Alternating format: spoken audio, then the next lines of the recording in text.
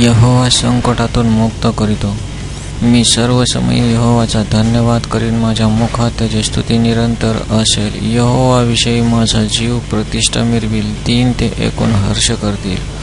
आहो, तुम्ही मजसंकटी यहोवाला थोरपण द्या आणि आपण मिळून त्याचे नाव उंचावू. यहोवाला मी शोधले तेव्हा त्याने मला उत्तर दिले आणि माझ्या सर्व भयातून मला सोडविले.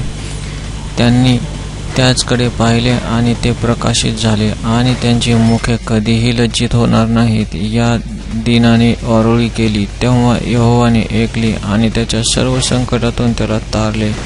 यहोवाचा दूत त्याचे भय धरणाऱ्या भोवती तळ देऊन राहतो आणि त्यास तारितो.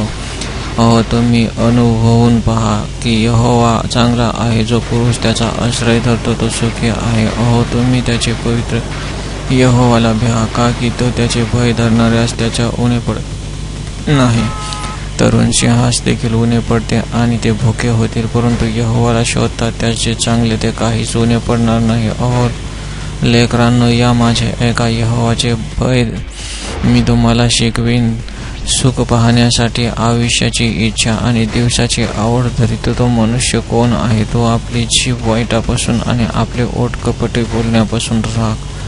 वाईटापासून दूर जा आणि जे चांगले ते कर. शांती शोध आणि तिच्या मागे लाग. यहोवाचे डोळे न्यायीकडे असतात आणि त्याचे कान त्याच्या हाकेकडे असतात. यहोवाचे मुख वाईट करणाऱ्यांविषयी रुद्र आहे, यासाठी की त्याने स्मरण पृथ्वीतून छेदून टाकावे.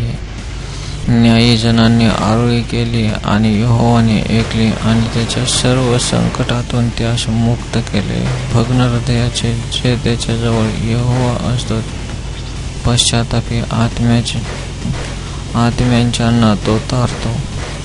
न्यायीचे कष्ट बहुत आहेत, परंतु त्या सर्वातून यहोवा त्याला सोडवितो. त्याची सर्व हाडे तो सांभाळतो, त्यातून एकही मोडत नाही. दुष्टाला दुष्टपण मारून टाकेल आणि न्यायीला दोषणारे दोषी ठरतील. यहोवा आपल्या सेवकाचा जीव खंडून घेतो आणि त्याचा आश्रय जे धरितात त्यातला कोणीही दंड पावणार नाही.